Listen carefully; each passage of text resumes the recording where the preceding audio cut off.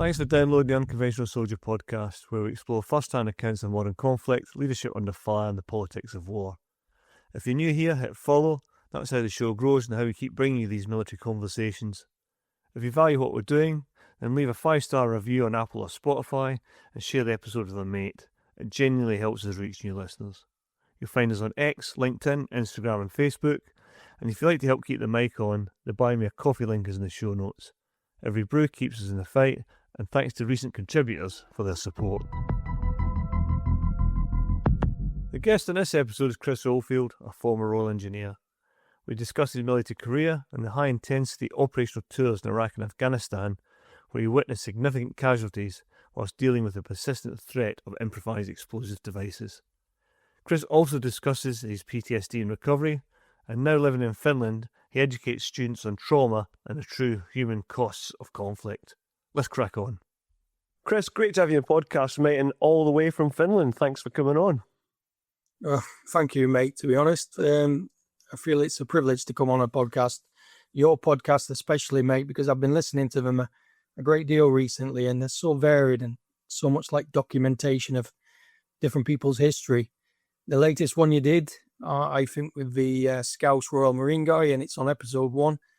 Oh, yeah. Contemporary life story. Absolutely outstanding. He's such a lovely guy, Terry, as well. He really made it easy. Well, tonight's your story, mate. So can you kick off with just telling us a bit about your background before you joined the army? Well, I can say, Colin, to be honest, it's the same kind of background as about 80 to 90% of the British forces, where you come from your classic lower class background, so to say, brought up in Barnsley, a typical miner's village. Came from a reasonably good family, actually, what was still together, which when I reflect back to the military, a lot of my colleagues come from like broken families, but a great deal of them from the same kind of poorer backgrounds. So I grew up in Barnsley in South Yorkshire, was more or less destined to join the miners and go down the pits and be a coal miner like everyone else. Didn't do good at school, did pretty crap, to be honest. Still got the paperwork, and it's about this big, 10 centimeters by 10 centimeters. I think the highest grade I got was something outrageous like a D or an E in history or something like that. But that's pretty much my background. Came from quite a good Yorkshire council estate. When I think about it now, all of it was miners oriented. My granddad was a miner when I was a young kid. But I always remember him there because he'd been in like a cave-in the mines. So he had really bad asthma and that, and bits of coal in his back. A lot of my uncles were working down the mines. Even my dad had worked on the top of a pit, but he was a bus driver and stuff. But most of my mates' dads were kind of in the same thing. The entire society was run around coal mines. And it was a great deal of that, all of northern England, even up into Newcastle area and Wales as well. So that background pretty much changed in about 1984, I think, when the miners' strike kicked off. And I kind of witnessed that as a young 12-year-old kid, thinking, what the hell's going on here? It was like a year of miners' strike, not seemed to be going our way at all. People were really digging out blind to keep hold of their jobs and keep their what all they had, really. When you think about the irony of it, fighting for a job 300 meters underground with potential lung problems later on in your life, it's a bit insane, isn't it? Yeah. That's all the people had. But yeah, quite a brilliant background in that respect, and a great upbringing. But everyone was in the same boat. Everyone didn't have 2 pennies to rub together. So, well, I came from Ayrshire, mate, and there's a mining community there, fishing communities, steelworks, all the heavy industry, and like your neck of the woods, that all went. And it's not a rabbit hole I want to go down to, but I think what's important to point out is it destroyed communities. Not only did it take the jobs away, it took away their identities, and it still echoes today. I live in the northeast now, and the devastation's still there because nothing really replaced it.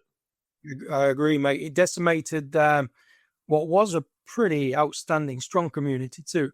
Everyone knew everyone. You were safe. You played on the streets. Everyone knew everyone in the estate. It was lovely. Lovely. When we reflect back, it was one of the pinnacles of life. Absolutely. And I think we'll get into your story in a minute, but I think I'm probably not wrong in saying that the army offered a way out for people from your background and my background, and that's certainly one of the reasons I joined up. So can you just 100%. Can you just say why you enlisted then and why you chose the Royal Engineers? I enlisted, mate, because of a sequence of events. I'd say I was pretty much influenced all my life, like everyone else. When you think about it, I was born in 1972. I think you were a little older than I am.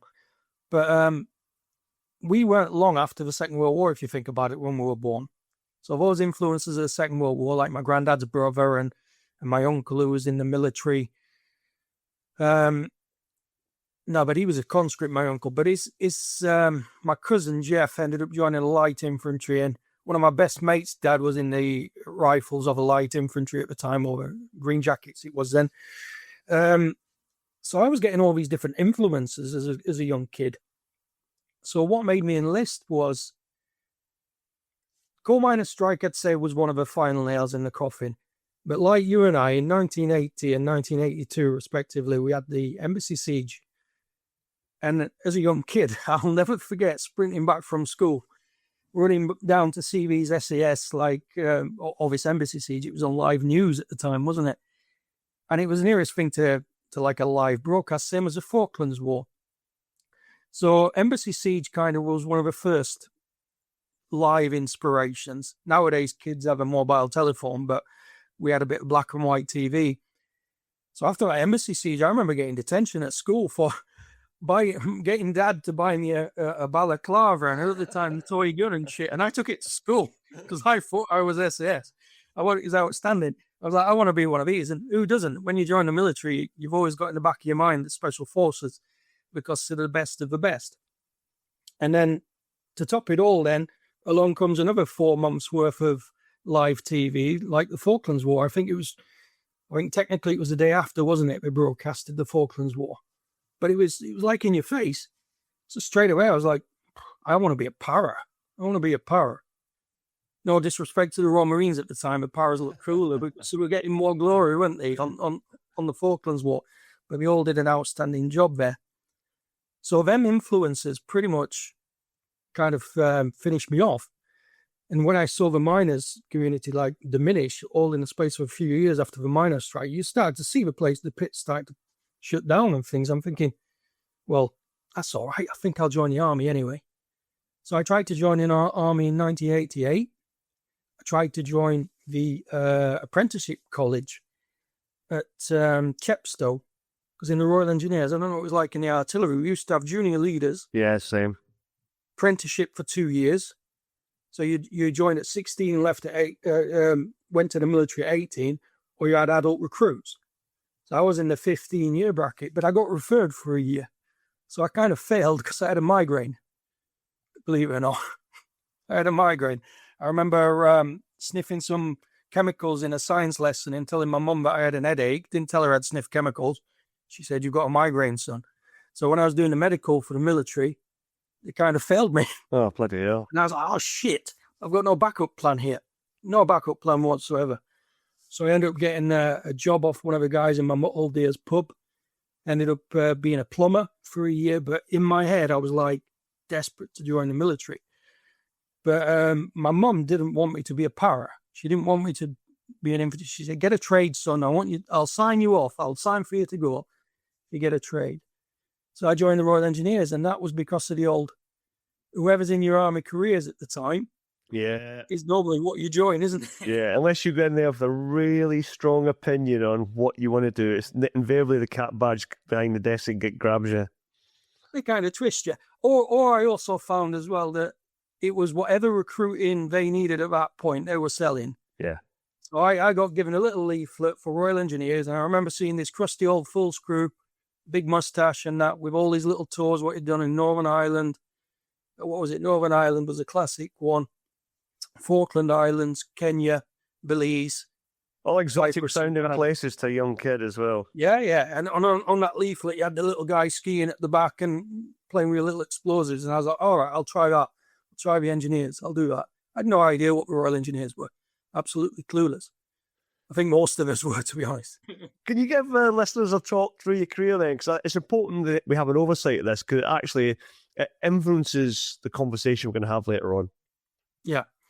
Well, my career, mate, I'd say when I joined in 1989 and when I finished training was pretty much the same as everyone else's at that point. You kind of get the option of UK or Germany. We still had the old British Army of the Rhine. And I think back then, we had about 3 divisions in Germany, if I remember, and the rear combat zone. So I got posted to Germany first, to RAF Bruggen, to a squadron what was doing airfield damage repair. I think they gave us about 48 hours survival rate if shit hit the fan. If the Russians decided to come and invade us, which we were all ready for at that point in Germany. So at the start of from then onwards, I kind of left Germany not long after the Gulf War. I missed the Gulf War, but I was on the old battle casualty replacement list because I was 17 or just turning 18. I couldn't go. So there was me prepping all my webbing and everything in Germany, like getting all green up and worried, because invariably as a soldier, you want to go to war, don't you? Yeah. You don't teach a fireman not to fight fires. So there was me packing all my kit, unpacking it, prepping. The Gulf War pretty over as quick as what it started, I'd guess. So I never went to the 91 Gulf War, but I was sat in Germany waiting to replace someone who'd have died, technically speaking. It was a bit gruesome if you think about it. But then after that, I kind of got posted back to the UK to do my trade training. We normally do that as adult recruits after you've been to your unit for a bit back in them days. So you went to your unit for about a year, 2 years, and then you went and did your trade training. And mine was a plumber. So I did plumbing in Civic Street, and I did plumbing when I joined the army, but I weren't really interested in plumbing, to be fair. I just wanted to be a combat engineer. I wanted to blow stuff up and build bridges and that kind of stuff. Once I'd learned all them trades, I thought it was outstanding. So then, but what I did notice in my career in the first, I'd say 7 or 8 years, I kind of was missing out on all these little tours what started to materialize after the Warsaw Pact got shit canned and there was no longer an enemy. We ended up finding tours. So missed out on the old classic Bosnia and the Gulf, all because of postings where I was going from one posting to another. A unit had either just deployed or weren't even going to deploy anyway. So then during that time as well, I went to Cyprus. We had a brilliant posting there for about 2 or 3 years. Got some promotion there. Actually did quite a few things to enhance myself. Did like boat ops course. I was doing everything I could to become a better soldier. So I got promotion, got my Carter and all that stuff. And then ended up trying the Army Divers course. Realized I didn't really like being 10, 20 meters underwater when engines were going off and stuff. A bit claustrophobic, so to say. And it's not the easiest course in the world to pass. Did the old classic PTIs course. I'm a bit of a gym queen on the side as well. So everyone can slate straight away. And then I called that my kind of boring period in my life because I was itching to go on tour like anyone else. But my tours didn't turn up until my second posting of Germany when I went to Hamel to an engineer regiment there. And then Hamel was, at that point, Germany, a bit probably like the artillery, where you'd be doing enrollments of like Northern Ireland or Falklands, that kind of stuff, or Bosnia. We ended up, when I got there, I was earmarked for a Northern Ireland tour. I got cross-posted because of my boat operation calls, and I got sent to the Falkland Islands as a boat operator, and then down to South Georgia for a short period there for 4.5 months, which was one of the best places you could ever go to as a soldier, to be honest. It was absolutely outstanding, South Georgia. Then the year afterwards, went to Kosovo. So more or less straight back from South Georgia and Falkland Islands, and Kosovo kicked off. So we all deployed there as part of the potential invasion force, so to say. Or brigade, I'd say it was a brigade's worth of people there. And then a few years later, ended up going to training regiment for 2 or 3 years.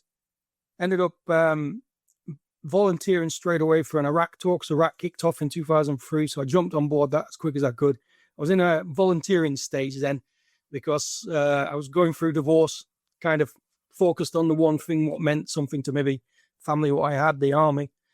Then come straight back from Iraq and literally volunteered for a Northern Ireland tour. So managed to bang in a Northern Ireland tour. Got posted on promotion, ended up doing a UN Cyprus tour, then back-to-back Iraq, Afghanistan, plus the old exercises thrown in between your Canadas, Belize, and all those things for pre-deployment tours. They kind of intermingled in between all these tours. So all this career, I finally, after 20-odd years, got to do everything what was on that leaflet I was given in 1989, plus a little bit more. So the story goes a little like I had the pension trap, mate. The old classic pension trap of about 12 years. When you're thinking, do I stay or do I go? That was about the time when I just finished getting divorced and such like, at 12, 13 year point. So I was like, right, I'll commit to the army then. And I'd say in the latter end of my career is when it spiced up a little bit. And we started doing more operational tours and more kinetic and more combat orientated. So pretty much I'd say everyone in that time period was in the same shoes as me in some respects. I can identify that myself. I had the classic BOR tour before the wall came down. But I was, I'll use the term luckier than some, because I had a conversation with you during the warm-up, mate, and we were saying, I got in 2007 just as Afghanistan was getting really spicy, if you like. Yeah. And initially when I was getting out, I thought, oh, bloody hell, I've really missed out here. But as time's gone on, and I think you used the term to me, you had a lucky escape. So it's interesting how, and we'll probably touch on it shortly, about be careful what you wish for sometimes, I think. But as you say, every soldier wants to go in operations, and we'll sort of get into that in a minute. So one of the reasons I wanted to talk to you was when we started corresponding, you introduced to me the concepts of generational trauma and generational sin. And I hadn't heard those terms before, and how it affects societies as well as individuals. Can you just give an overview of those concepts and why they're so interesting to, or should be interesting to, former soldiers and serving soldiers? I think, right, mate, in a nutshell, I use the word generational sin. That's probably wrong, but generational trauma is a true and existential, I can't say that word, a true thing. Basically, scientists and psychologists are probably a lot smarter than you and I, have done research on the fact that over a 4-generation period, any form of trauma, it doesn't have to be military trauma, can stick kind of from one family to another. It also goes in your DNA, actually. I've done a bit of research on it since. And in my journey, the tours I touched on, I've not really gone into them yet. I've only touched vaguely on them. But what happened was, after I got PTSD at some point in my life, towards the end of my career, it kind of opened up a Pandora's box of me trying to understand what I was part of. But I didn't just focus on my military career. I went all the way back up to my upbringing, all the way back to what made us join the army, what we were influenced to, a bit like war memorials and old granddad talking about the Somme and this, that, and the other. And we all in the UK are pretty much influenced by generational trauma. But we kind of write it off as this thing we do on Remembrance Sunday on November the 11th, which traditionally we've done since our birth, more or less. We've always seen these people go with these poppies and trying to understand what it all meant. And then when I broke it all way back, I was like thinking, wait a second, I was kind of reading my mate's name on the war memorial, or the family name of the guy down the street, or even my own family names, if you get what I mean. And generational trauma as a whole is that we are a product of our environment. Every kind of trauma is a product of your environment. So if a kid's gone through abuse, any form of abuse, we don't have to go into the ugly abuses what are out there. It actually affects them and affects their kids later on and how they are as people. And it's something I've become more and more aware of after the bubble burst, and I ended up having complex post-traumatic stress disorder after my service, plus a few other things, which we'll we'll touch on later. So basically, it became the mainstay of my thinking. As you know, when we spoke earlier, I do presentations to kids at school about the consequences of war and base it around my career and things, not just what happened in my career, but the influences, what influenced me to do what I'm doing. And what I've noticed here in Finland, actually, with generational trauma, is just the same here. It's just their finish. And their trauma is based upon when they fought in the Winter War in the 39 and the Second World War, for example. And the bitterness and the hatred intertwined into that is gone on to the next generation and next generation. Same as it has with us in many respects. That we're like traumatized from the First World War. And so, would I be right in saying then that generational trauma, in some parts of it, is cultural indoctrination? And by that, I mean, when I was growing up in the 70s, it was all commando comics. Yeah. All the war films celebrating Britain's part in the war. The fact that Britain, even today, still harks back to the Second World War as its proudest moment. Do those sort of cultural influences, and by culture is often defined as stories about ourselves we tell ourselves, does that form part of that generational trauma and even keep it going, the fact that we always celebrating war? Without a shadow of a doubt. Without a shadow of a doubt. Because when you we spoke on the warm-up a few weeks ago, didn't we? And when we spoke about these comics, straight away I laughed and I was thinking, well, Jesus, Banzai comics, Commando comics, we read the same stuff and we had the same influences. And if you imagine now in the 70s and 80s, not long after the Second World War, nearly every film we ever watched was a war film, like Bridge Over the River Kwai or Zulu or these kind of things. It was all generationally influenced. But nowadays, people get it at an even higher level from the likes of the internet, 24/7. It's not, well, it is brainwashing in some respects, but we're not aware of it. And then I become more aware of it when I was trying to work out my own family breaking up during my trauma cycle and going through PTSD, because it does destroy a hell of a lot of families. And invariably, my kids are going to be affected by it, and it's going to probably have an effect on their families in the future, if you get what I mean, all because of generational trauma. And sadly, it's not just me. It's been researched. It's actually been researched in a big way. Is it, I'm trying to think of the right question here, is it in society's interests to burst the bubble of this generational trauma, or in some effects, do they need it to keep people in lane to join the military and be soldiers, sailors, airmen? Or am I just reading too much into it? It's just a cultural thing. Depends which avenue you go down, mate. If you think about it from a respect that the military as a whole is a business, and if there's not war, it's not employable. So in order to employ it, it needs to have like a Gucci business scheme, so to say, to sell it. So as far as generational trauma goes, it helps us to recruit. It helps society to completely revolve this four generation cycle. And just now Europe is pretty much sat in that pinnacle point where if we got through this next 10, 15 years, there's no longer any Harry Patchers left to talk about the war. There's no longer anyone else. So that fourth generation is a critical moment just now. We're actually at a critical point in the world's history. Hence why there's a lot of flux in the air just now. There's a lot of problems going on just now. I think younger children now are becoming less militarized, if you like, which is a bit contradictory, because if you go back to when Afghanistan was on, the army had absolutely no problem in recruiting. So I don't know if there's something instinctual and built into, especially young men, that they want to go and fight when it arises, or that's gently being knocked out of us. Well, we have genetically, we have that side where we are the protector. That's not being sexist. It is how we're built up. It's kind of in our DNA.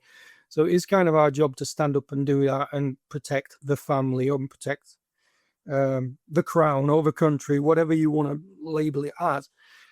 But ironically, I think that protection side or the defensive side now has been overridden by something more sinister and bigger than that. Now, I think it now is more about generating money, not about actual defense.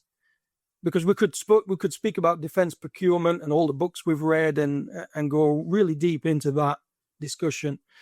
And part of my journey, I've gone deep into that. I've actually, the Pandora's box opened and I bought book after book after book, like Investment in Blood after Afghanistan, to work out what Afghanistan was all about, because I wanted to understand what I was a part of and what I sacrificed towards and what I saw people die for.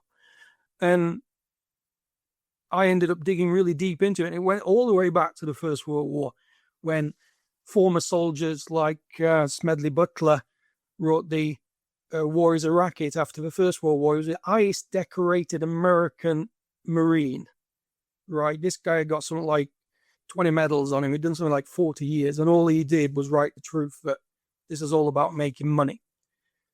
And that was in the 1920s. And so it's not a new concept. And of course, you had Eisenhower in the 50s was one about the military-industrial complex, wasn't he? Yeah. He's become like a big peace advocate at the end. And I think it sometimes takes you to go to war to understand it, to understand the beast you were part of. I don't regret going to war. This has opened my eyes to more than just me, something bigger than me, if you get what I mean. Well, I think it's probably a good moment then, Chris, just to dive in. And can you just talk me through some of your own operational experiences that shaped and impacted you and sort of led you to these conclusions? I'd say I'm going to approach it from a trauma perspective now, Colin. But when I was itching to go on tour to South Georgia, and that was brilliant. We thought this was going to be one of the best little tours going, because we had a Royal Marine detachment. They were going to teach us winter training. We were going to go out snowballing, do a bit of Arctic training, drive around on the boats. And our job, technically, if a war was to kick off again, was to go to the mountains, observe the enemy, and wait for another expedition force to come down and take back the islands. So it was great. You had all the earmarks of being one of these brilliant tours, and it was a brilliant tour. But what happened? One of the first aspects of trauma I ever encountered was a fishing vessel sank off the coast called the Sudahavid. And we had the Mayday call at dinner time. And we all got our waterproofs on, our like sealskin waterproofs and waterproofs for the boats. And we thought we're going to go out and help these guys, but they were too far away. So we listened to this Mayday call. We listened to this ship sinking all on the net, and then it went blank. And then a Chilean fishing vessel went and brought the survivors to us, plus a few dead bodies. So typically then we re-rolled. We were the nearest land to this boat, so we re-rolled, got all the stores out, made some beds, got some scoff ready for these guys, and we took on board all the survivors the next day when the fishing vessel came in with them. We're not just that, we took on board the all dead people. So there was 4 or 5 dead guys. And I was only a young guy still at this point, in my 20s, early 20s. I'd never seen anyone die before. In fact, none of my family had ever passed away at this point. So I'd never encountered death. So there was us offloading these dead bodies. Typical squatty fashion, trying to have a bit of light humor over it and all that, and a bit of dark humor and such likes.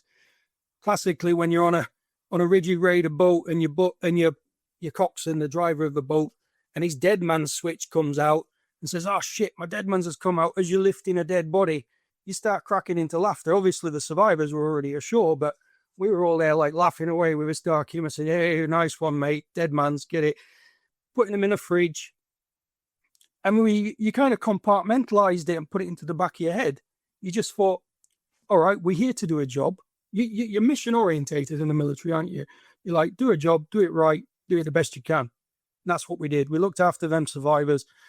We took them down to Shackleton's graveyard in Grytviken, gave them a memorial, made a cross for them and all that. And then when the Royal Navy came down a few days later from the Falkland Islands, about 3 or 4 days later, we said our farewells to them. And then just picked up tools again and cracked on. And we're like, right, okay. That was an experience we didn't account for. But way back then, the way I kind of explain it, you got a puzzle bit you put to the back of your head. all right, I encountered some traumatic people. I encountered a few dead bodies. So what? Put it away. Don't think anything of it. So that tour was like the first stage of my trauma cycle, or the trauma buildup. And then not long after that, I got back to Hamel in Germany. And then I think we were getting ready to go on exercise somewhere. I can't remember if it was Kenya or something like that. And then Kosovo kicked off. So then straight away, everyone was packing kit, get the vehicles ready. We've got about 2 weeks' notice to move. Kiss your wife goodbye, and off you go. I was a young married lad then.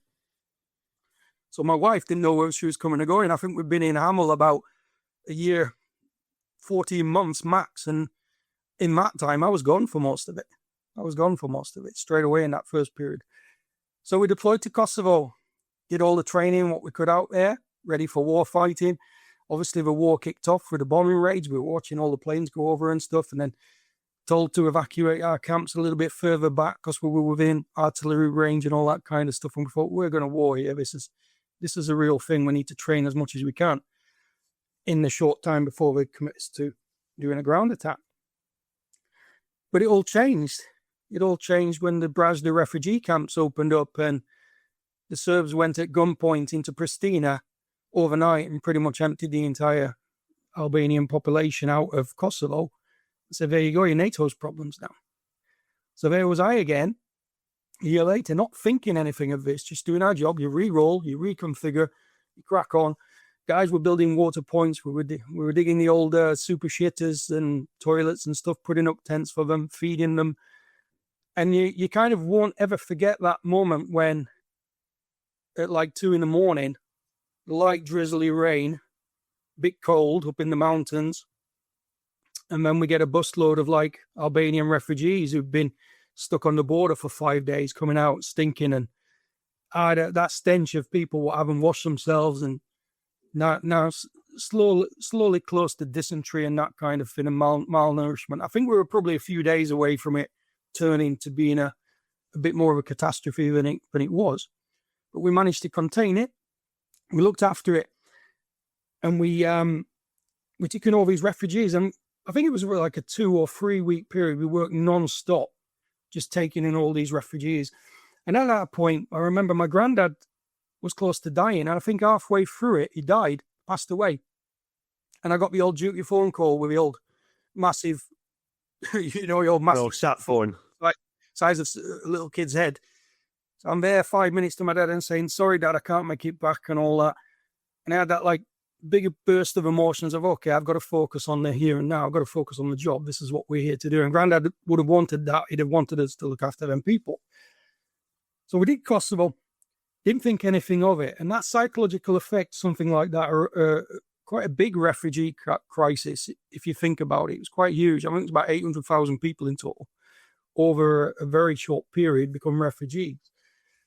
So you put it again in the back of your head, forgot about it.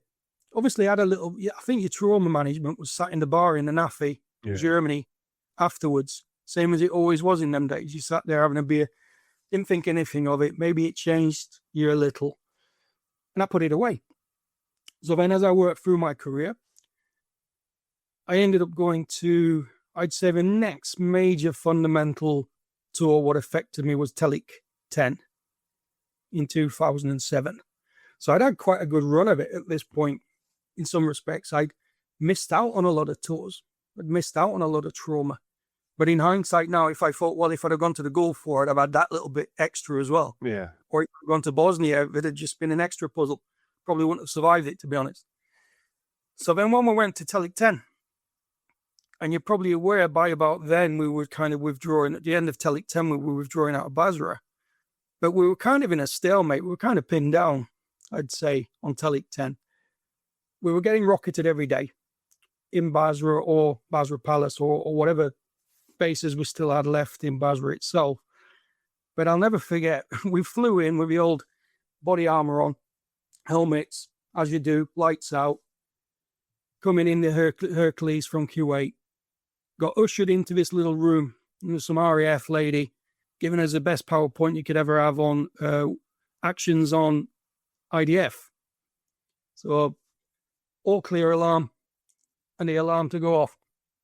And then straight away, you couldn't have timed it any better. The minute she pressed it, this is a noise, what will happen during the actions on indirect fire. The minute she pressed it, we got attacked. And we had the instant IDF. So we all jumped under these little shitty stools with our body armor on and stuff. And we're like the best PowerPoint presentation I've ever been. So you knew what you were in for the rest of the tour, even though you'd already been told that's what was going to happen. So every time you went for your scuff, every time you went for a shower, I can't remember the amount of times I was half naked coming out of a shower and just lying down on my Jack Jones, looking at the ginger pube and thinking, is this the last thing I'm going to see in my life? Somebody's ginger pube, thinking, oh my God. So the IDF was just one aspect of it.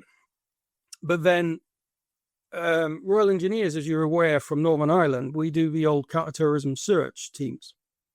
So Northern Ireland, I went there as a full screw after this tour in Iraq. No, after a tour in Iraq in 2003. So 2004, I went to Northern Ireland. So I'd done my search qualifications. And a bit like the artillery or the infantry, if you've got a belt buckle or qualification, you use it. And it's on your records, isn't it? So they said straight away, I'm going out to Iraq and we're doing looking for IEDs. So you'll be part of a search team. I think we had about 5 search teams at that point during that tour. So on Telic 10, predominantly I was attached to, I'd say, what we called the Maneuver Battle Group, which moved out of Basra not Bastion, I'm mixing up all my tours here, out of the airport into town if we ever needed to do jobs. And Telic 9, they did a considerably large amount of strike ops, but then they realized they were losing guys quite a lot doing strike ops. I'd say every strike op they were losing guys. So they were a bit more restricted on doing strike ops during Telic 10. They said, right, we only do it if it's absolutely necessary. So I spring my mind to Operation Pandora, and it was June the 6th. I remember these dates. June the 6th, 2007. And it was with Maneuver Battle Group. And the company I was attached to was the Rifles, but we had the Welsh Guards, the Royal Welsh as well with their warriors, plus the tankies as well. So a full battle group went pretty much into Basra to do this strike op, but it was deemed necessary because they thought it was the old anti-aircraft missiles. You remember, like, I think a year earlier, we'd had an helicopter taken down, if I remember right, maybe a Lynx. Yeah, there was about 4 people killed in that, I think, wasn't there? Yeah, and it was some kind of anti-aircraft missile, so they were really touchy about that. And whoever had done the close target recce on this particular strike op, I think they mistook a couple of TOW missiles, wire-guided missiles for anti-aircraft, but it justified us doing this up. So anyway, I jumped at the chance. I remember doing all the brigade planning, and that was absolutely brilliant.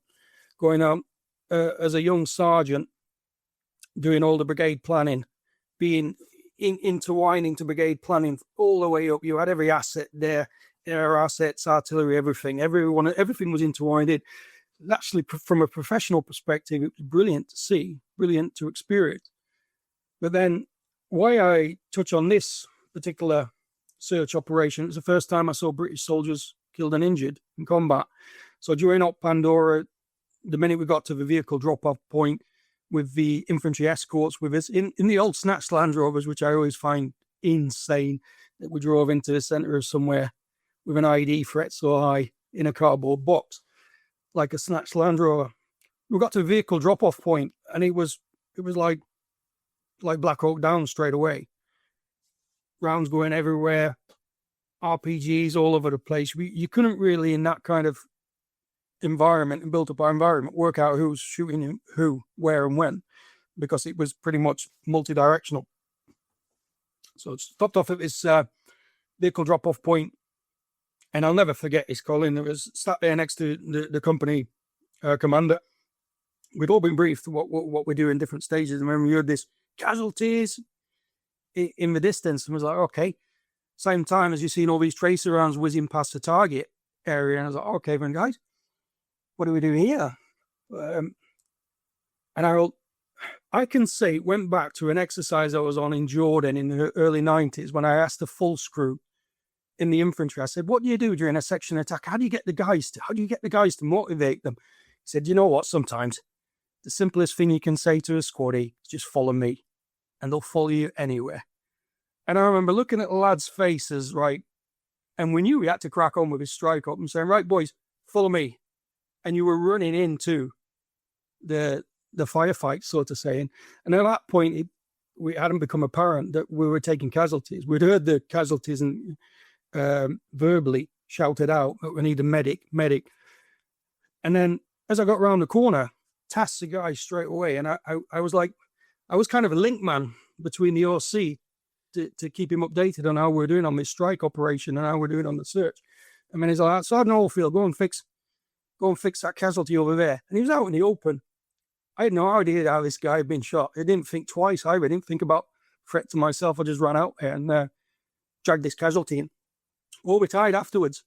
After I patched him up and he got casevaced out and the job was close to its fruition, that we learned that they took about 3 or 4 casualties. And at this point, there was a lot in the newspaper about the Basra sniper, that there was some kind of elite sniper there, maybe even a mercenary. There's a lot of stuff in the newspapers about that. A lot of casualties were showing the same caliber rifle shot. And one of the full screws, Rodney Wilson rifles, got shot through the neck. But he got shot through the neck trying to save one of his lance jacks.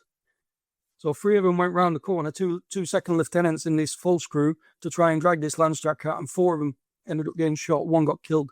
Rodney Wilson got shot through the neck. So I only saw 1 casualty of these 4, and I dragged him around the corner and took him away. So this is the first time I've been in contact.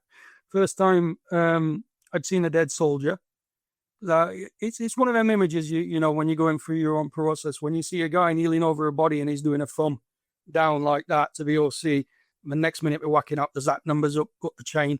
ZAC numbers go back to the ops room in the airport, and there's our commanding officer thinking, hopefully it's not one of our guys. It's not one of our guys. Horrible thing to say, but It was like, oh my God, one of our engineers he's been injured or not. So that one event was the first of many during that particular Iraq tour.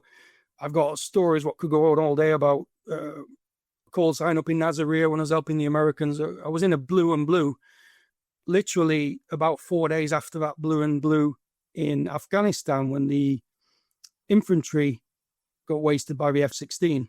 If you remember, when the F-15 landed on a compound and I think killed about 4 guys. It was a few days after that. I was involved in this 82nd Airborne blue on blue, and the almost 50 Caldar vehicle and all that. That was another incident, plus another couple of strike ops where I remember seeing guys dying in front of us in an ambush, in a snatch, and a warrior getting blown up with like a 40 kilogram EFP. So all these things again, Colin, was starting to build up. But in the back of your head, I'm thinking, that was a bit fruity. But I've been on tour now. I've seen combat.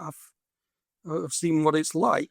I take it you're still coping at this point. You're functioning, or were you starting to see things? Very much. You didn't have time not to. You were told to go out and look for bombs every other day. So every call out we were getting was mainly ID orientated. But the strike ops were when the brigade, or I think they did another strike up called Black Lightning a month later in July, where we sent in lots of battle groups into Basra to try and dominate the ground and do strike ups, and that led to nothing but except a few deaths. We lost a few guys, and even the resupply columns from the RCT going in were taking casualties and such like nearly every time. So everything was coming at a cost. So even in the camp, the RAF lost quite a few guys with like IDF from quite big 240mm rockets and stuff that were coming in and smashing full accommodation units up and stuff.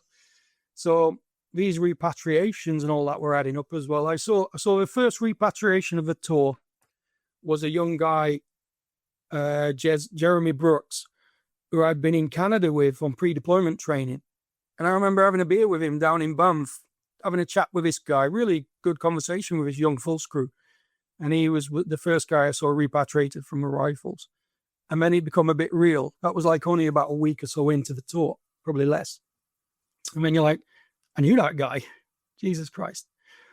But it never had a physical effect on me until after the tour. I remember, I think, pulling over in a car once and breaking into tears for no reason, long after the tour, and I didn't know why. I was like, something wrong with me here, but I'll be all right. I'll man up. I'll be okay. So no, I didn't really have no effects of post-traumatic stress there, except for that one-off in the car when I was bursting into tears once. And there was nobody you can confide to at the time. You did the typical soldier thing where I'll keep this to myself. No, we had the trim management. And again, that's ironic, mate. Imagine doing one of your follow-up interviews for a trim management. And there's this lass from the Remy, who was in our regiment. She was a trim. And sorry, just for listeners who might not know it, that this is trauma risk management, and it's like a peer counselling, if I'm right. Yeah, it pretty much is. Yeah, you do different levels. You're like trauma practitioner or trauma supervisor kind of thing. And I ended up doing both during my career. And I remember chatting to this lass, but her name fails me, right? And she's doing, all right, Chris, how are you doing? Is everything all right? I said, I think I'm doing fine, yeah. And at the same time, the IDF kicked off again. The indirect fire kicked off, and we're having a rocket attack. And this time it was a bit close. And you take your coffee, stick it underneath the table, and you're lying down on your belt buckle, carrying on with your trauma management. The irony just passing over your head. The irony was not lost on me, mate. I'm doing, how are you feeling? I'm absolutely fine. Yeah, it's doing all right. Yeah. Other than these IDF attacks, I'm all right. And I still laugh at that now. The two IDF occasions there were just ironic. They were just like, but everyone, you kind of get used to it. You kind of get used to IDF. But I think it's another one of those things where you don't realise it's still piling onto you, isn't it? Because you're not safe anywhere. You go out the wire, you're going into a dangerous environment, and you come back in the wire, and even that's not safe. So that's having a cumulative effect on you as well that you perhaps don't realise at the time. Oh yeah, absolutely. When you were coming back off whatever strike ops you did, the Iraqis were making sure that you got a good wallop of IDF just as you got back into camp. So you knew you were getting another barrage of rockets or whatever of different sizes coming in. So yeah, the trauma was building up then, mate. You deployed in Herrick 10, and you described that tour as being the final nail in the coffin for you with regards to trauma. Can you just elaborate a bit on that for the listeners? Yeah, absolutely, mate. You're probably aware, you've done these podcasts for years now, and you probably spoke to many veterans from Afghanistan. And the brutality of Afghanistan as a whole, I think progressively not so much got worse. It kind of changed, didn't it, from kinetic to more towards IEDs and improvised explosive devices, where they tied us down. So I deployed on Herrick 10, not as a troop staff sergeant like I thought I would do, because it was kind of my dream to become a troop staff sergeant and have my own troop. I'd got that that thing where you've got counter-terrorism search on your records and you're tarnished with it. So I got lumbered with taking 2 teams to Joint Forces EOD. And in truthfulness, I didn't really want to do it. I would have much preferred to have gone out as a troop staff sergeant and been in the FOBs or done whatever, or helicopter support, which my troop did with Theatre Reserve.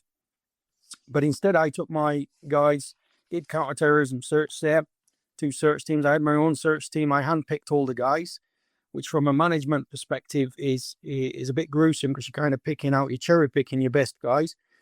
You're picking all the ones who you think will be capable to do search, because you can't just pick any old guy. You can't pick your favourites. You have to think, have they got the right mindset to achieve the course, pass it, and go out to Hop Herrick with Joint Forces EOD, and I did that. We ended up ripping with the relief in place with the Commando Brigade. So they were at the end of their tour, and we went out early with 2 teams, myself and another team. Our first operation was doing an helicopter up in Marja, which wasn't, at the point, we weren't in Marja. They did an helicopter up in, struck the enemy, 3 or 4 days kinetic, and then we managed to find a few IEDs, which was a great warm-up for my guys, because the IED threat was so high I can't elaborate that when you went into the ops room at JFUD, they had a marker board on the old maps showing previous known, unknown IEDs and all in different colours, and it was absolutely littered. The whole of Afghan was littered, and that was from Eric 9. And we were just like picking up the pieces of this, and it was just getting more and more and increasing more and more. I think we went out with 10 teams in total, and I think by the end of the tour, degradation, it went down to about 6 teams max towards the end. Is that through injury and that type of thing? Pretty much, yeah. JFDRD as a whole, my own experiences as a team, we ended up going to Sangin for the better part of about 2 months. Sangin had its own dreaded history, and it was kind of tarnished with a lot of blood. I think the majority of British guys who died in one particular place were in and around the Sangin area of operations. I was only there for 2 months with 2 rifles battle group, but we saw the tempo heighten towards the fighting season when you went from the calmer winter season, which is more wet, which isn't brilliant for IEDs, and the crop aspect as well, where we were doing the opium crops. They kind of ceased fire a little for the opium crops and the harvesting. And then just around about April, May time, it kind of kicked in a little higher tempo, and we were getting actively targeted on pretty much every time we went out. They noticed you were IED teams. They'd be watching you so much in and around the Sangin streets and things. It were like compounds 13 foot high and tight alleyways, and they'd be knocking out little tiny peepholes and putting command wires under walls. It was quite literally an intense area to try and work to counter IEDs. It was almost pissing in the wind and impossible to do.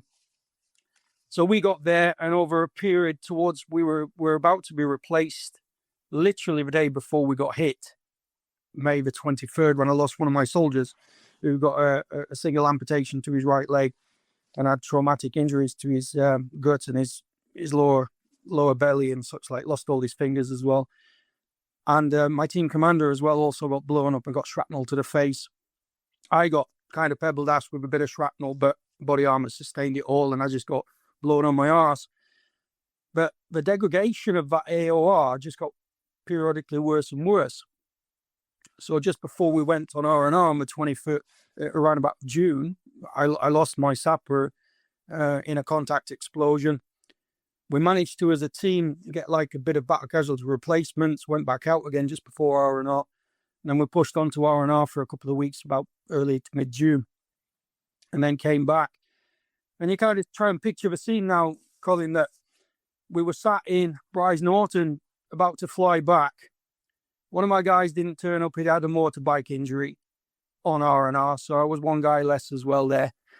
And then we were sat there in the airport terminal, and one of the young sappers had got a feedback that there'd just been another contact explosion in Sangin. We're a triple amputee, a young sapper searching for IEDs. And we were like, oh, Jesus Christ, here we go again. Like, we're going back. You could see on my lads' faces, like, Jesus Christ, we've got to go back out there. They did. Fair play to the boys. They went back out on the ground. They searched for IEDs.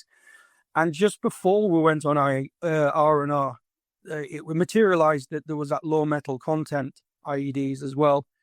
So again, from a management perspective, coming out of an ops room and thinking, how the hell do I broach this? How the hell do I approach my young guys now and tell them that they've got to go out and search for something with equipment what won't pick it up? We'd already experienced that actually in Afghan with our cable detectors. The cable detectors we had at the start of the tour were unable to pick up the cables. And just through luck on one job in Sangin alone, doing an isolation, we actually scared away the firers, mate. We scared them away just by our very presence and putting a flanking patrol out. And it was that what stopped the ATO and his number 2 and the rest of his team getting fragged by a triple command wire one day, for example. And this is what we were dealing with all the time. We dealt with loads of command wires, loads of triple, multiple devices, secondary devices and everything. And so when we come back from R&R, we went back out on the ground again for about another month and a half until we eventually got fragged again. But this time it was the IEDD team. As you were aware, I believe, Search team is about 7 guys. IEDD team is about 4 or 5, depending on if the weapons intelligence specialist goes with them. And during a search op in Sangin, it wasn't after that notorious operation on July the 10th, when the rifles got hit with a primary and a secondary extracting casualties. I think you had 5 killed and something like 11 injured.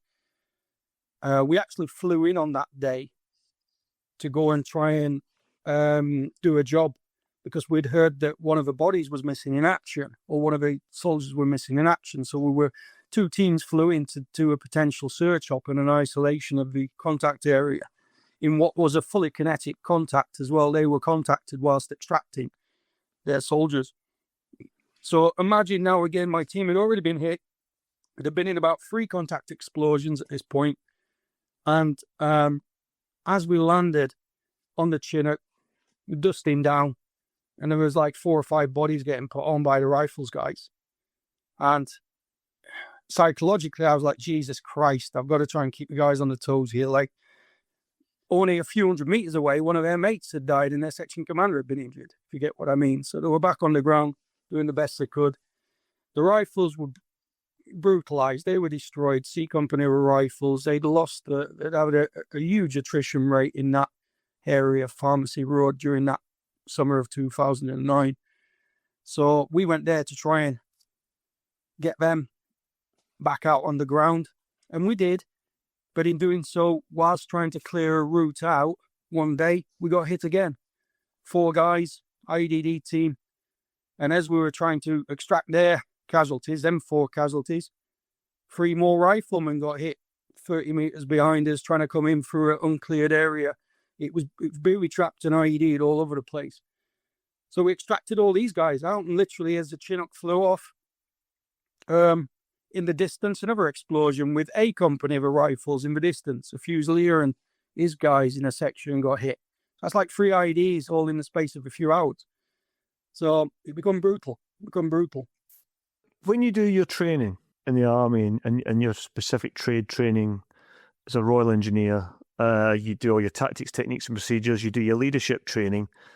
I don't want to sound flippant here, but what prepares you for that moral aspect of leading your guys and not lying to them, but you have to put on a positive face, if you like, in order to inspire them and motivate them? How did you feel at that point when you're having to motivate these guys, knowing what they were going into and the chances of them triggering something with low metal contact were extremely high, and then they're also seeing all this going around them?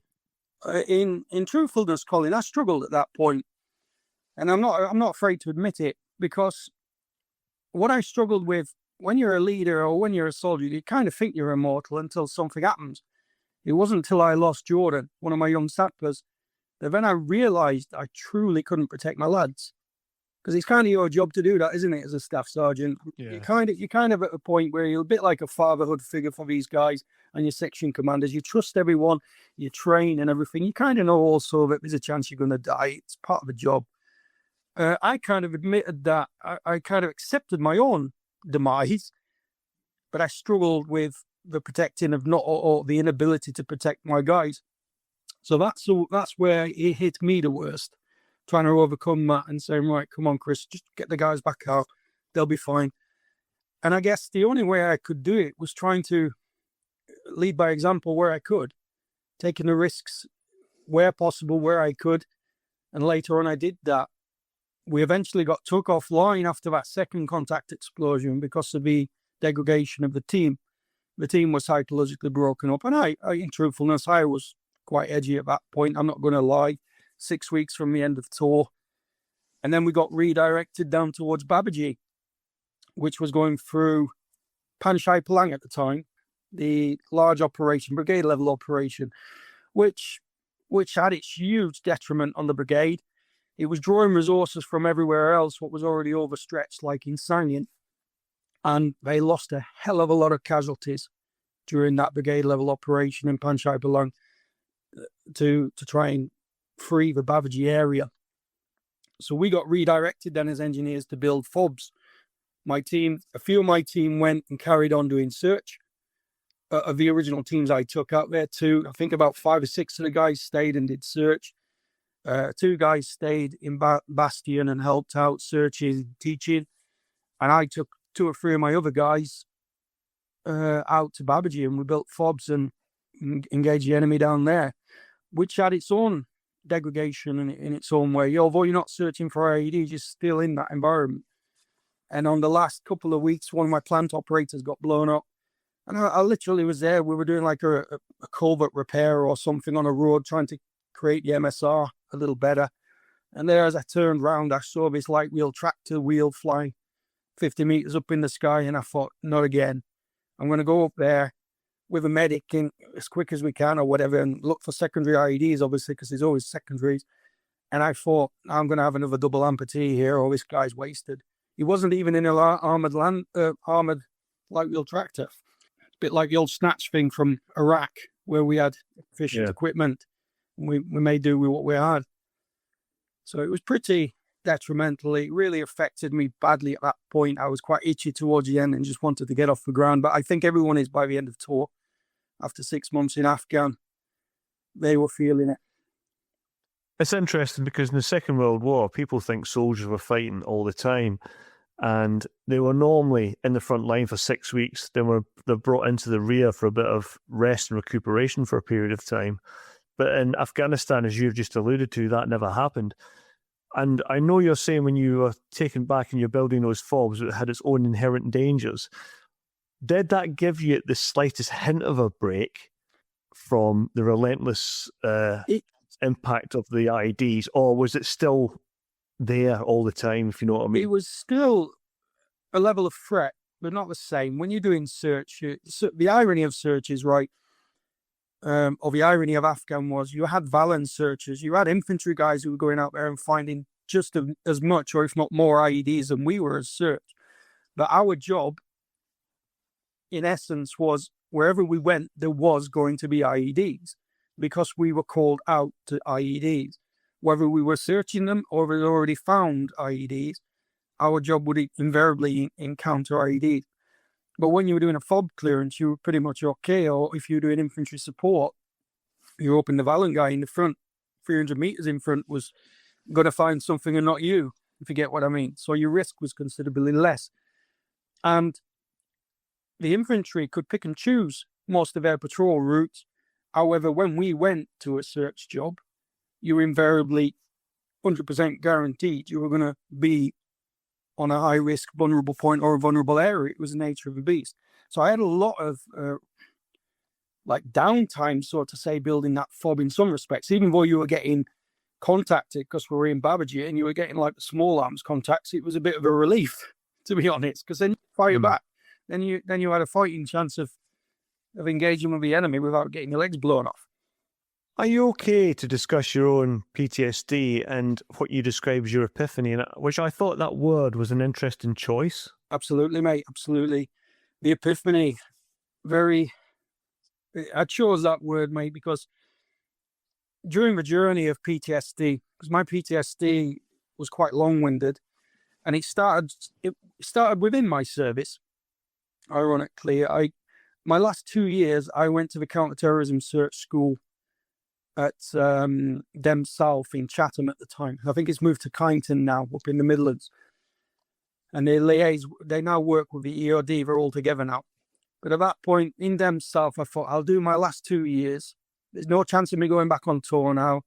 Can start thinking about the rest of my life, like pre-release and all that kind of stuff.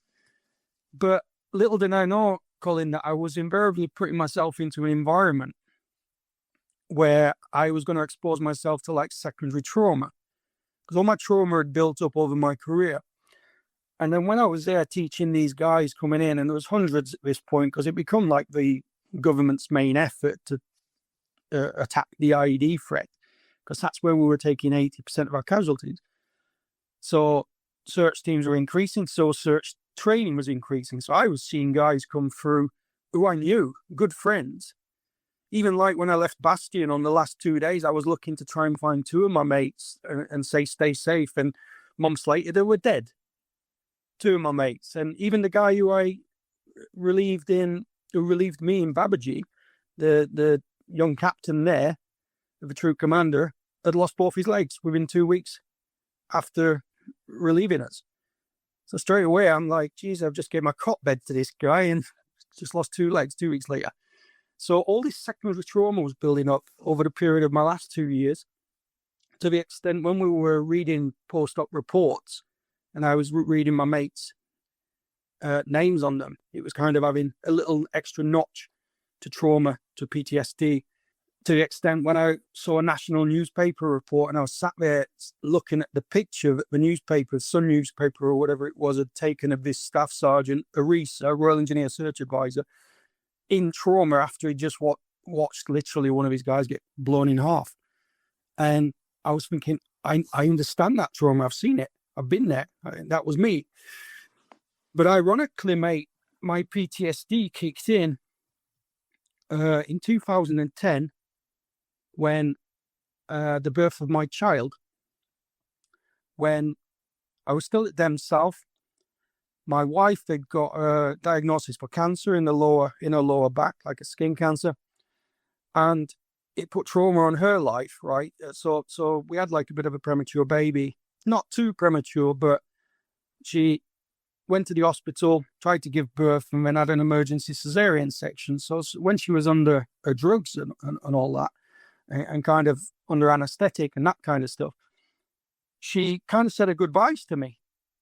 And the last time I remember someone or me saying goodbye to someone, when I was kind of treating one of my young sappers and patching him up in Afghan, and in my head I was saying, Jordan, goodbye, mate. You ain't gonna survive this. So it kind of triggered my trauma. Unknowingly, it was a bubble burst. So not long after that, mate, I got progressively worse in my last year or so. But my trauma was there. My all self-esteem, every single aspect of me was lost in Afghan. All that trauma bubble came out. Even during the interviews with the doctors and the nurses and stuff, it just didn't come out in a specific order either, Colin. It came out all the way from South Georgia. 1 minute I'd be talking about South Georgia, next minute I'd be in Kosovo, next minute I'd be in Afghan, and 15 different events had come out, and they didn't know where to start because I'd got complex post-traumatic stress disorder. Throw on top of that, I was going down with the cancer part with my wife or my fiance, and the fact that my daughter was having cancer checks provisionally for 2-3 years afterwards as well. Throw into that a year after I left the military, or the same year I left the military, my son was born with Down syndrome as well.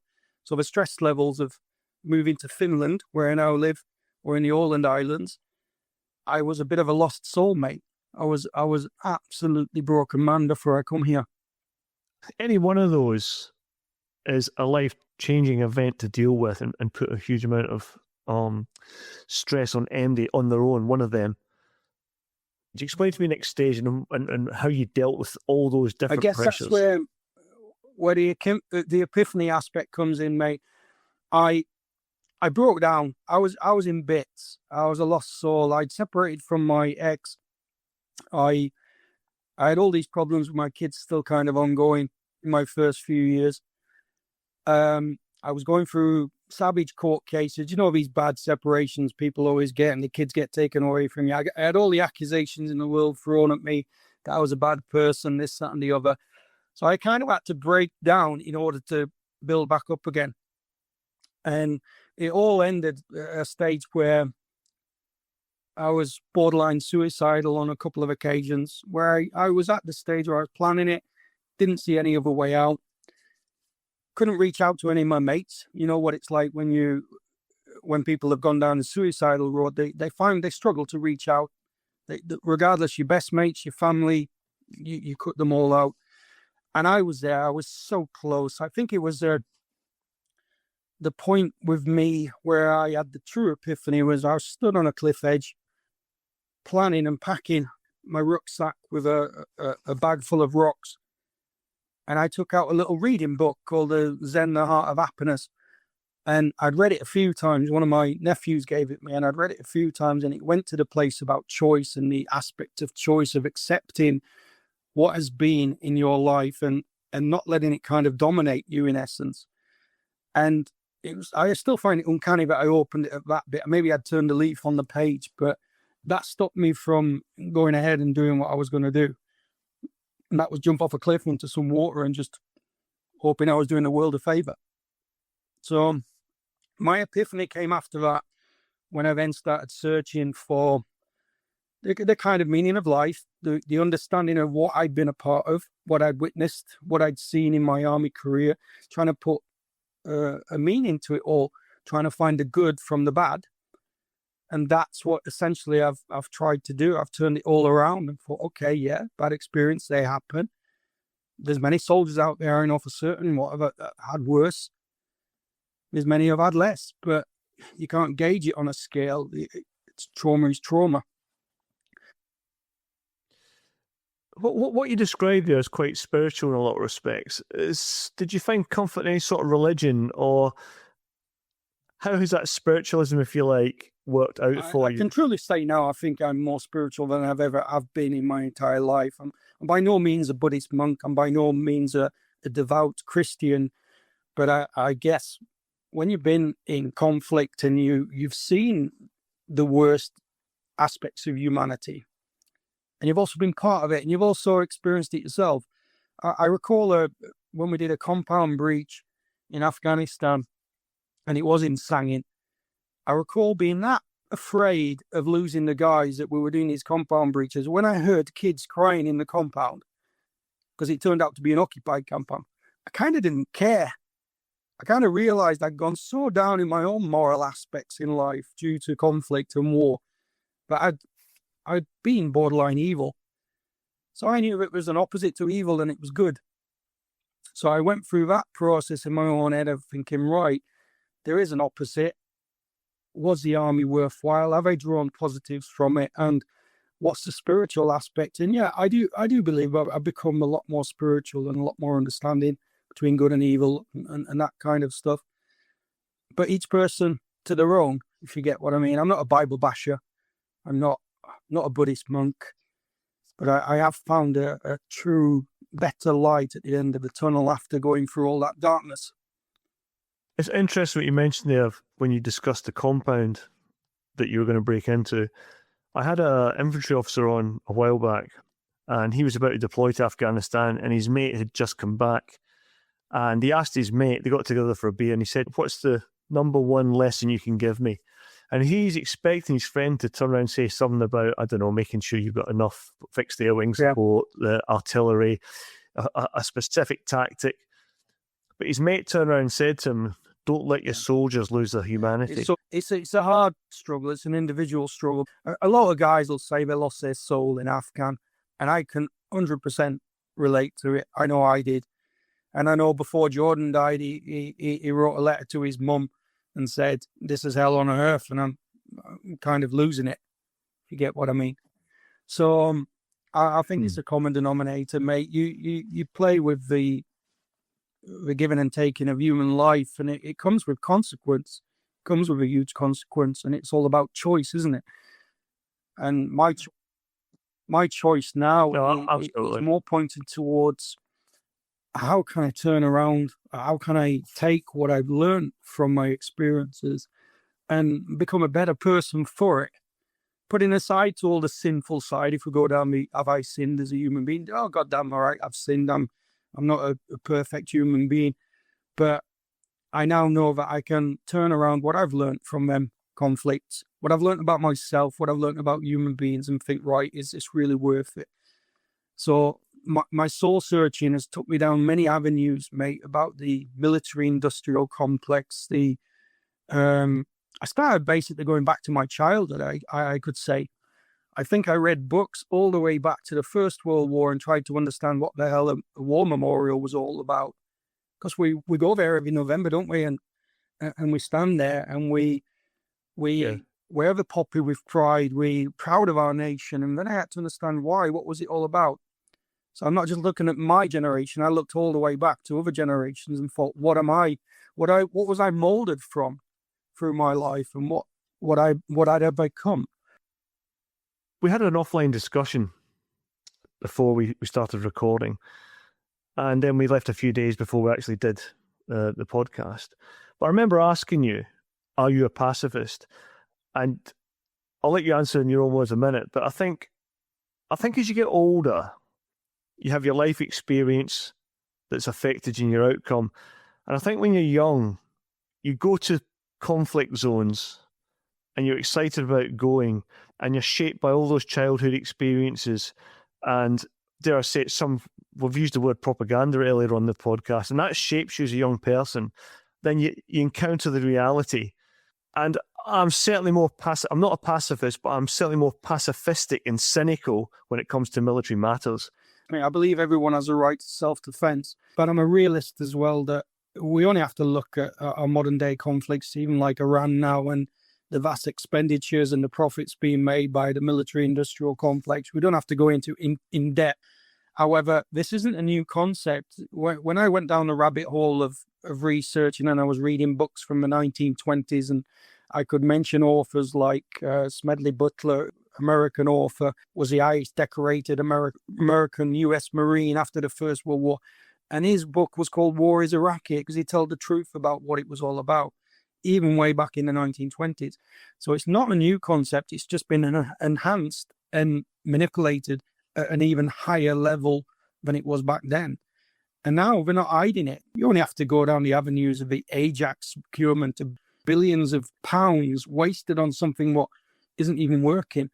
And that's not new for our procurement problems. That's been going on since I started researching about it. And I read the Investment in Blood book after what was based on Afghanistan, and the billions of pounds what was poured into Afghan for actually nothing, for no outcome except a lot of heartache and a lot of generational trauma. So I'm not a pacifist, I'm not a preacher, but I do teach at schools, as I told you before offline, and I do teach kids about the true costs of war, but I use real-time examples. I don't make it up. I don't use presumption. I just use examples what were part of my career and my life. And I found that through that epiphany and that search of trying to understand what I was a part of and put a reason into it all. So what age groups are you teaching at these schools? I do year 9 here in Orland, which is like 15, 16-year-olds, or like their college. And I'm invited this Wednesday, actually. I'm going on Wednesday to deliver a presentation again. There'll be about 25 kids, and it's quite interesting to see the effect it has on them, and they have a true understanding of conflict afterwards. I say to them, this is my experiences, but at the very end, I make sure, like, they'll want you, like all kids want direction, don't they? Same as you and I did when we were kids. We needed someone to tell us where we had to go, and the military was often an easy choice for us. But in Finland alone, they have to do compulsory military service. But here in Orland, because it's demilitarized, they don't have to do it, so it's voluntarily. So what I'm saying to them is, by all means, if you do it, but it'll come with consequence, and that's your choice, and it'll live with you for the rest of your life. You may not encounter conflict like I have, but then again, you may. But there's no getting out of it. You can't do basic training and be a conscript and then opt out when war comes, because you're already trained. You go in. Same as you and I are reservists still with 55, or maybe 60 now. They're trying to push the boundaries on that. So you can't opt out on it. So I have some really challenging questions, actually, and it's good to listen to them.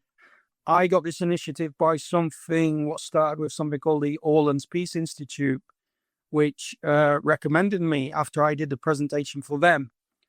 And they recommended the Orland's Lyceum, the college, at least see me and see how it goes. So I did a trial run with them, and they were quite impressed with the presentation. And they've invited me back for the last 2.5 years now. So I probably taught about 500 plus kids over that time, like 20 odd kids at a time. And just again, to open their minds to the reality of conflict from my perception. It's nothing more, nothing less. It's bizarre because I could not see that happening in the UK. A, I don't think you'd be allowed in. And B, I think there'd be all that talk about you traumatizing children. Finland seems to be a very grown up and pragmatic society. Their kids are very mature here for their age, a lot more mature than I see in the UK. Their schooling's a lot better. They are pragmatic. They do make them grow up quicker. They're a strong bunch of people as well, to be honest, in many respects. But I always warn them off beforehand, because you never know if some of these kids have got their own trauma issues. So I always say to the teacher, please confront the kids first with, it's going to be traumatic. It's going to touch on suicide and potential suicide. And also I'm conscious now with immigration, I've had kids from a few presentations what are immigrants here from like that Kosovo conflict I was in 1999, but they were Serbian, not Kosovo Albanian. So I was very conscious of the effect and the trauma attached to that kid when I did that particular presentation. But he actually was very open-minded and glad to hear an alternative view from his father's view. That's generational trauma, a prime example of it, of that's what dad said, so that's how it is. That's what dad's uncle said, so that's what it is. And then when I showed it from my perspective, it added an extra puzzle to his life, if you get what I mean. Because I was classically his dad's enemy, so to say. We were helping the Albanians take over Kosovo, if you get what I mean, without being political. That's technically what we did. Chris, that's been a really interesting discussion, mate. And we're going to move on now to Desert Island Dits, which is a bit more light-hearted. But before we do that, one thing that has come out throughout all the conversations I've had with guests who've suffered some form of PTSD or trauma is reach out for help. So what did you do? I ended up having a treatment about talking, and this talking to kids as well is also part of my ongoing treatment, so to say. I've had other treatments like the rapid eye movement treatment when I couldn't get rid of images out of my head. At one point, I was driving for miles sometimes and seeing all these soldiers over dead bodies and stuff in Afghan. So there is many treatments out there, but I think from a squaddy's perspective, if we're looking at military trauma, the best asset we have is ourselves and our own brotherhood. And the reason why I started doing Where the Bubble Burst with me, without digressing now, is because I was seeing how mistreated our veterans were with like Soldier F and that kind of stuff. And I was seeing guys from my own Afghan tour, infantry and engineers, who either attempted suicide or committing suicide. It upset me that we're so neglected, but it's that classic damaged goods aspect, mate. I even had it on a report in my last 2 years where I was named as being damaged goods. And at your 20-year point in your career, I was pretty heartbroken to be classed as damaged goods when I'd given so much to the military. But what I would say to everyone is reach out, speak to your peers, speak to your family, open up about it, because it hurts when you open up, and it's a very traumatic period to come to terms with your trauma. But once you hit it and you go through that trauma bubble, you come out a better person at the other end because of it. But it's not easy. It's not easy, and you need help through it. You need support through it. So it's supporting one another, mate, in truthfulness, the best way we can. And that's what we do best as veterans. We are good at supporting one another. And it goes back to that book, Colin, that Zen, the Heart of Happiness, that choice and acceptance is choosing to let it not dominate you and be the dominating part and degrade you, but choosing for it to bring the good out of you and accepting what was that you've got to really get through that battle of choice and acceptance. And it's difficult. And I'll put that Zen of Happiness link in the show notes as well, alongside your Desert Island Dits selection. Right, let me think now. It was Philip Gibbs, and Now It Can Be Told, from the First World War. It was printed in 1920. And when I read that, it was basically, Philip Gibbs was like a newspaper reporter for 4 or 5 years during the entire Western Front conflict, from the very beginning, from Mons all the way through to Somme and everything. And he became very controversial because they tried to quieten him down during the war effort and such likes. But at the very end, he wrote a book called Now It Can Be Told. And why I chose that is because it shows the brutality of war. It shows the humanity in war as well. But he also, at the very end, shows quite literally the organized mass murder, what it was. And it's a worthwhile historical book for anyone who wants to research the First World War and understand the reality and the trauma attached to true conflict. It doesn't have to be the First World War. All war is brutal. All war is hell. So that's my book of choice, mate. Favorite film, Kajaki. And the reason being, as part of my trauma thing, I ended up buying that DVD, mate, and it sat on a shelf when I was going through a really rough time. And I was like, right, we'd all heard about Kajaki before we went out there in 2010, because I think that happened in 2006, the actual Kajaki incident. And the reason being is it's one of the most brutal, low-budget films I've ever seen, showing the true realities of the stress a soldier goes through at some kind of level, especially during an IED or a mine contact. Everything that could have gone wrong that day did go wrong. And at the very end, it shows that humanity, it shows the humor, it shows the all aspects of what you and I loved about being squaddies. But for me, it was a huge hurdle to watch. It took me a few years to put it into the DVD player and actually watch it, mate, and get the courage to watch it. Because I was scared. I was scared of reliving those IED incidents. And what would you pick for your luxury item? I did write a lot of diaries in my last few years in the military, especially Afghan and Iraq. I would take a good book, a blank book, a moleskin book, and I would right away take notes and such likes of a diary during that entire. I could be sensible and take a knife or a machete or something, but instead I'm going to take a book and some pencils. You sit there and you meticulously write it so you know you're getting all the details and you think about it a bit more. But you know, as I do, if you're writing on a computer, you're pretty touch type very fast, and then you go back and let spell check fix it all for you, and a little bit of technology and magic. But I also do sketching as a therapy as well, mate. I've got friends who've done art as therapy after Afghan and places like that. And I started drawing and sketching, and I find it very relaxing if I go out into the islands here in Holland and take a little book with me and sketch away. So I've done a few drawings as well. Physically writing things down, you can go into like a stream of consciousness that you wouldn't necessarily get in a computer. And I think maybe that's what they're getting at. I don't know, because I don't know the theory behind it. If I check like the book, the difference between when I write on a computer and when I write on my memoirs, there seems to be more details in the memoir aspect in the book, because I'm really digging deep, and it opens up a plethora of details from your past if you're willing to accept them details to come out, and they flood out.